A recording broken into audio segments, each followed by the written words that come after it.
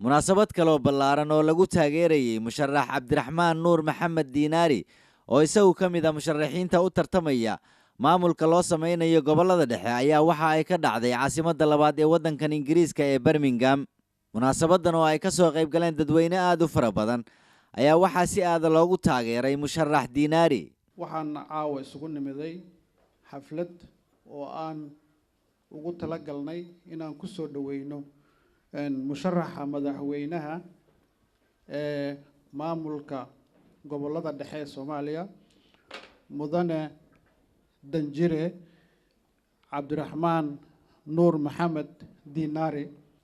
waxaan mar kale mahad u celinayaa marti sharafta ka soo qayb gashay gobolada dhaadheer ka kala yimid kuwii Birmingham deganaa. waxaan idinku mahad celinayaa runaantii maashinkiina waqtigiina qaaliga ah ee aad u soo horteen xafladan ee iskugu yimaadeen runaantii Soomaali badankeedii isna caawa ku kala maqneen. asigana dardaaran yar baan siinaya waxaan leeyahay waad noqon doontaa madaxweynaha gobolada dhexe markaad noqoto waxaa laga rabaa cadaalad dadka degan gobolada dhexe inaad nabad ka dhigto. annaga haddii aan nahay guurtida Soomaaliyeed si buuxda u taageersanahay ambassador Diinaari doorashadiisana waxaan u rajaynaynaa inuu noqdo madaxweynaha gobolada dhexe ee Soomaaliya.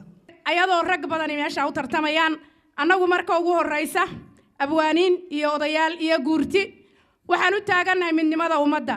nin alla ninkii ku soo baxa waa madaxweynaheena mudane Diinaari oo dimaashaadkiisa u fadhino. waxaan leenahay Allah kugu guuleeyo haddii ay khayr ku tahay hadday ummadda Soomaaliyeed khayr u tahay ilaahay idankii waana ku garab istaagaynaa. waxaan aad iyo aad idinku hambalyeynaya ka soo qaybgalka ka soo qayb gasheen. waxaan jeclahay Soomaali meel kasta ay joogto ha ku midowdo wixii dan u ah ha ku midowdo wada dhalashada ha ku midowdo maaragtay deegaanada. muhiimiyaddeena waa taageerid inaan taageerno walaalkeenna isu soo taagay musharax madaxweynenimo.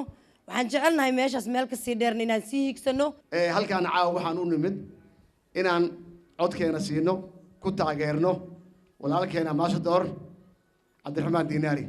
sababtu waxa weeye nin dhalinyaro oo mutacallima oo wax bartay waan u baahannahay.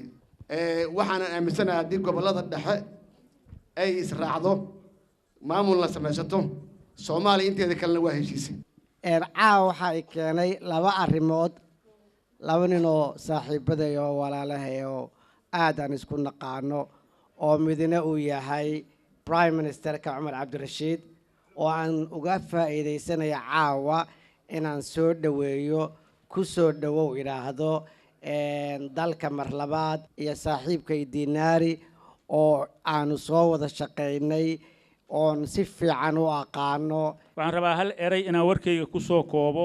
Soomaali weyna ku dooratay haddaad kursigaas ku fadhiisato waxaa laga rabaa in aadan noqon nin u eexda ehel gaara nin u eexda abtirsiino gaara inaad noqoto aabba Soomaaliyeed. waa mahadsantiin. maadaama aad saxafi ahayd oo journalist soo noqotay wasiir soo noqotay diplomatic soo noqotay oo aad calanka Soomaaliya uu ka horbabanayo madaxweyne oo kala aad ahayd haddana waxaan ku rajaynayaa inaad madaxweynihii goboladaas aad noqotid. waxaan rabnaa madaxweynayaasha inuu Diinaari uu noqdo madaxweynihii ugu horreeyay u horseeda horta inuu dadkiisa ku dhex mashquulo dibadda ku mashquulin oo dadka way baahan yihiin uu noqdo madaxweynayaasha kale gobolada mid ay ku daydaan.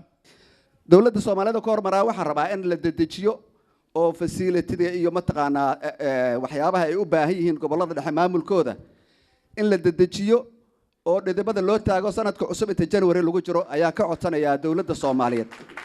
sidoo kale musharax Diinaari ayaa munaasabadaasi waxa uu kaga qayb galay khadka taleefanka isla markaana u mahad celiyay dadweynihii halkaasi ku taageeray. Yuusuf Garabay, warbaahinta qaranka Soomaaliyeed, Birmingham.